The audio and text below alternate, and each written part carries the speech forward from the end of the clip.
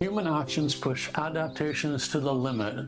Climate change heats habitats faster than species can adjust. Deforestation destroys homes. Invasive species like zebra mussels outcompete natives. Some species adapt quickly, but most need time. Without stable habitats, even the best adaptations fail.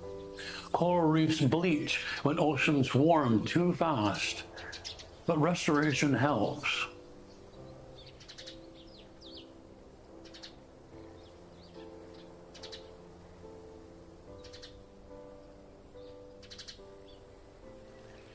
We can help species adapt, creating wildlife corridors by linking green spaces with native plants.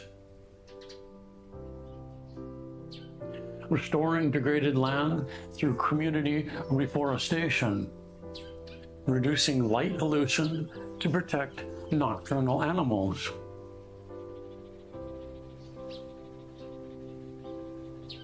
Supporting marine protected areas to save coral reefs. Advocating for climate-friendly policies like renewable energy. These actions give species the space and time to evolve. What's one way you'll help nature adapt? Share below.